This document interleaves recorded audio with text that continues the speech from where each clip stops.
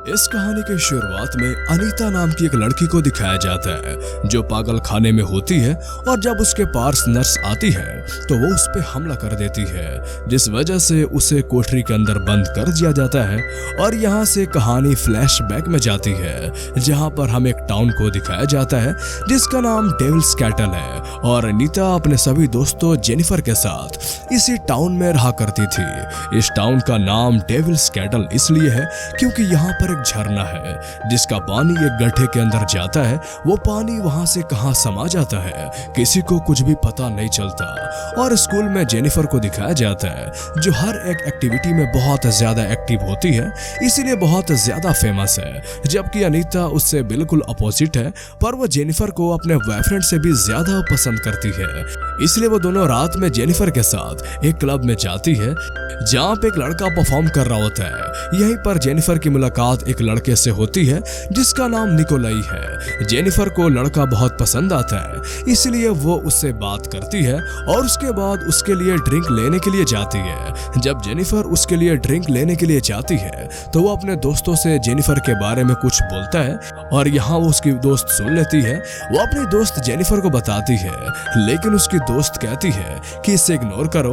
अब जब बंद परफॉर्म कर रहा होता है तो यहाँ पर आग लग जाती है, चारों तरफ अफरा तफरी मच जाती है। जेनिफर और अनीता किसी तरह से बाहर आ जाते हैं, जिसके बाद ये जगह जलकर राख हो जाती है। निकोलाई भी बाहर होता है और जेनिफर से कहता है तुम हमारे साथ चलना चाहोगी? जेनिफर कहती है कि हाँ। हालांकि अनीता उसे जाने के लिए मना करती है, लेकिन वो उसकी बात नहीं सुनती और वो निकोलाई और उसके दोस्तों के साथ यहाँ से निकल जाती है। अब यहाँ अनीता उसके लिए बहुत चिंतित होती है, इसलिए वो घर आकर अपने बॉयफ्रेंड से कहती है कि हमें उसकी मदद करनी होगी। निकोलाई उसे नुकसान पहुंचा सकता है और तभी डोरबेल बजती है। जब अनीता नीचे जाती है तो कोई भी नहीं होता। दोबारा ऊपर आने लगती है, लेकिन उसके घर के अंदर से आवाज आती है और जब वो अंदर जाती है तो वहां पर जेनिफर होती है जिसके मुंह पे खून लगा होता है। वो जब इस तरीका से अनीता को देख रही होती है, इसके बाद फिर से वो बहुत सारा खाना भी खाती है और अनीता के यहाँ से निकल जाती है। उसे कुछ भी समझ में नहीं आता कि ये सब क्या हुआ।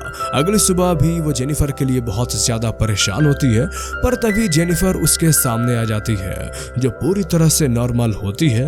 उसे देखकर वो हैरान हो जाती है। जेनिफर रात के बारे में कुछ भी बात नहीं करती और अब वो पहले से भी ज्यादा एनर्जेटिक है। ये दोनों के दोनों क्लास में जाते हैं जहां पर टीचर रात को बार में मरने वालों के बारे में अफसोस जता रहे होते हैं, पर जेनिफर को इस बात से कोई फर्क नहीं पड़ता। वो अपने टीचर का मजाक भी उड़ाती है। ये देखकर अनीता को बहुत अजीब लगता है क्योंकि जेनिफर ऐसी लड़की कभी नहीं थी। अब क्लास के बाद जेनिफर अपने स्कूल की फुटबॉल टीम के कैप्टन के पास जाती है जो बहुत उदास होता है क्योंकि कल रात के हादसे में उसके दोस्तों की मृत्यु हो चुकी थी। जेनिफर उससे बहुत अच्छे से बात करती है और उसे अपने साथ जंगल में ले जाती है और जब वो जंगल में दोनों जाते हैं तो जेनिफर उसे सीड्यूस करना शुरू कर देती है और तभी चारों तरफ जानवरों उड़ने वाले पक्षी बैठ जाते हैं और अगले ही पल जेनिफर पूरी तरह से बदल जाती है। उसके दांत बहुत नुकीली हो जाते हैं और वो कैप्टन को मार देती है। कैप्टन की चिल्लाने की आवाज टीचर भी सुन लेता है, जिसके बाद वो आवाज का पीछा करते हुए स्पॉट पे आ जाता है जहां पर कैप्टन की बॉडी होती है। वो देखकर वो टीचर डर जाता है। वो जेनिफर को दिखाया जाता है जो 1 महीने बाद और बहुत ज्यादा थकी हुई लगती है। वो बहुत पहले जैसा एक्टिव नहीं रही। क्लास के बाद जेनिफर के पास एक लड़का आता है और कहता है क्यों ना आज हम मूवी देखने के लिए चले। जेनिफर कहती है इससे अच्छा हम कहीं और मिल सकते हैं और जेनिफर उसे एक ऐसे घर में जाने के लिए कहती है जो अंडर कंस्ट्रक्शन होता है। रात को दोनों के दोनों उस घर में पहुंच जाते हैं। जेनिफर उसे देख रही होती है और तभी उसकी आंखों का रंग बदल जाता है, जिसके बाद जेनिफर उस लड़के को भी मार देती है। वही जेनिफर की दोस्त अनीता को दिखाया जाता है जो जेनिफर के लिए बहुत ज्यादा परेशान होती है। उसे लगता है कि उसकी दोस्त को उसकी मदद की जरूरत है, उसके साथ कुछ ना कुछ गलत हो रहा है, इसलिए वो अपने बॉयफ्रेंड के घर से बाहर जाती है। और जब वो गाड़ी से अपने घर की तरफ जा रही होती है तो उसके सामने जेनिफर होती है, जिसके चेहरे पे खून लगा हुआ होता है। वो उसको गाड़ी के ऊपर हमला करती है। अनीता पूरी तरह से डर जाती है और किसी तरह के भागकर वापस अपने घर आ जाती है। और जब वो अपने बेड पे बैठी होती है तभी वो देखती है कि जेनिफर पहले से वहां पर है, पर अब वो पूरी तरह से ठीक है, वो पूरी तरह से नॉर्मल है। अनीता को कुछ भी समझ नहीं आता कि उसके साथ ये क्या हो रहा है। जेनिफर कहती है कि तुम मेरी सबसे अच्छी दोस्त हो और आज मैं तुम्हें बताऊंगी कि उस रात जब बार में आग लगी थी तो मैं निकोलाई और उसके साथियों के साथ कहाँ गई थी। वो बताती है कि मैं झरने के पास गई थी। दरअसल निकोलाई और उसके जितने भी साथी हैं वो सभी शैतान के पुजारी हैं और वो ऐसा इसलिए करते हैं ताकि उन्हें उनके म्यूजिकल कैरियर में बूस्ट मिल सके। वो मुझे उसी के पास ले गए जिसका पानी एक गड्ढे के अंदर जाता है। उन्होंने मुझसे पूछा, क्या तुम वर्जिन हो? मैंने हाँ में जवाब दिया, जिसके बाद निकोलाई ने मुझे मारकर झरने में फेंक दिया। दरअसल ये उनके काले जादू का एक हिस्सा था, लेकिन मैं वर्जिन नहीं थी, इसलिए मैं बच गई। बचने के बाद जब मुझे होश आया तो मुझे बहुत भूख लगी थी, इसलिए मैं तुम्हारे घर पे आई। क्योंकि तुम मेरी दोस्त हो, मैं तुम्हें कभी नुकसान नहीं पहुंचाऊंगी, इसलिए मैं तुम्हारे फ्रिज से खाना खा रही थी। मुझे खाने में मांस चाहिए होता है और जब भी मांस खाने के बाद मेरा पेट पूरी तरह से फुल हो जाता है तो मेरे अंदर बहुत सारी शक्तियां आ जाती हैं, लेकिन ये मांस इंसानी होनी चाहिए।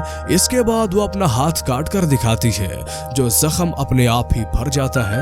दरअसल जेनिफर के पास अब शैतानी शक्तियां हैं।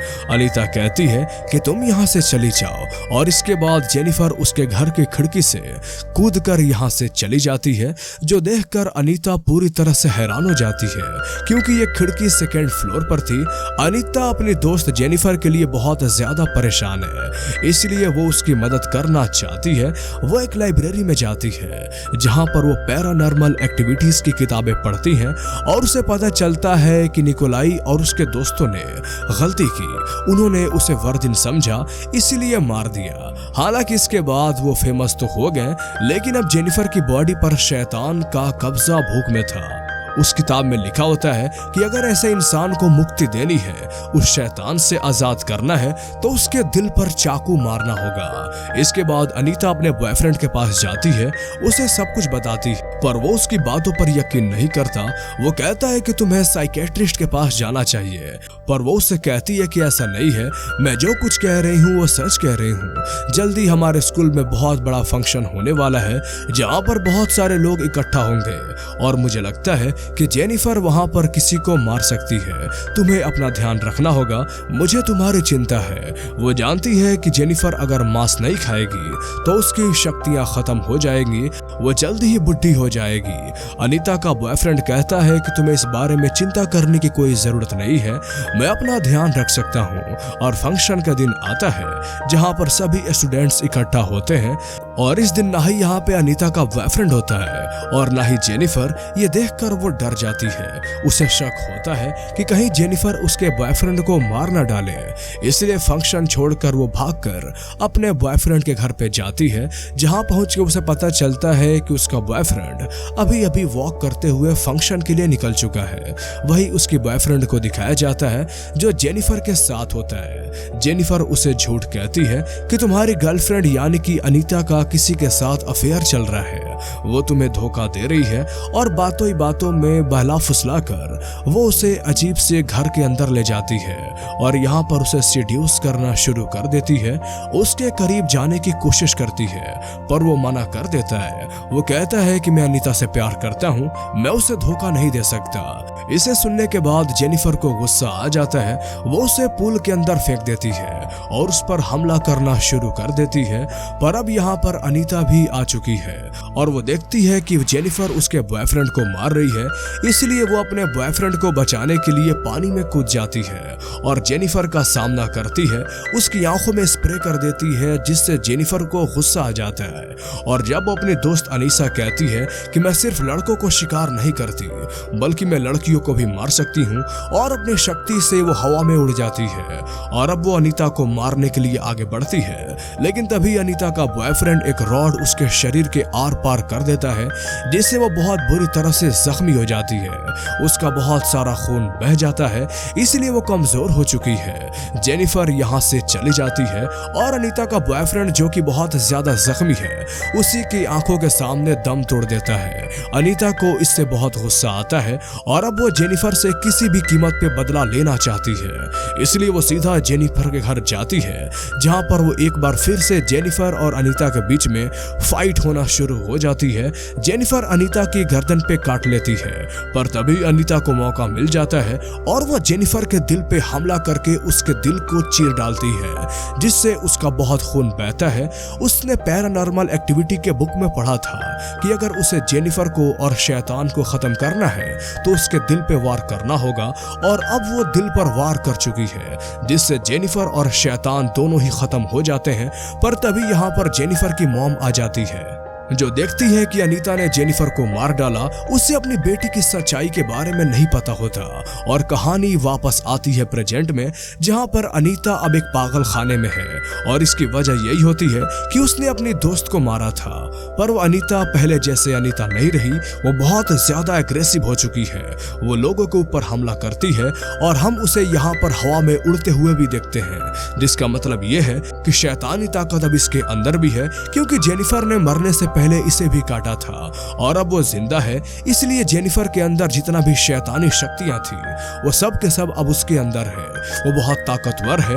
वो खिड़की को तोड़कर इस पागल खाने से निकल जाती है और उसी पानी के पास जाती है, जिसका पानी एक गड्ढे के अंदर जाता है, जिसका किसी को नहीं पता वो पानी कहाँ जाता है। वहां पर उसे वो चाकू मिलता है जिसे निकोलाई ने जेनिफर को मारा था। वो उस चाकू को उठा लेती है। वही दूसरी तरफ हमें निकोलाई और उसके साथियों को दिखाया जाता है, जिनका बैंड और बाजा बहुत ज्यादा फेमस हो चुका है। वो सब के सब अपने रूम में होते हैं, जहां पर वो बहुत ज्यादा मस्ती कर रहे होते हैं, और अगले ही पल हमें दिखाया जाता है कि इन सबको किसी ने मार दिया। सीसीटीवी कैमरे के फुटेज में दिखाया जाता है कि अनीता इनके कमरे से निकल रही होती है, जिसका मतलब उसी ने इन सबको मारा है, क्योंकि इन्हीं की वजह से ये सारी घटनाएं घटी थी। इन्होंने जेनिफर को मारा था, जिसकी वजह से उसने जेनिफर को और अपने बॉयफ्रेंड को भी खो दिया, और अब वो खुद भी बदल चुकी है, और इस तरह से अनीता अपना बदला ले लेती है। और इसी के साथ ये फिल्म की कहानी यहीं पे खत्म हो जाती है। तो कैसी लगी आपको ये मूवीज एक्सप्लेनेशन, हमें कमेंट में जरूर बताएं, और अगर आप इस तरह की और भी कहानियां सुनना चाहते हैं तो हमारे चैनल को सब्सक्राइब कर लें।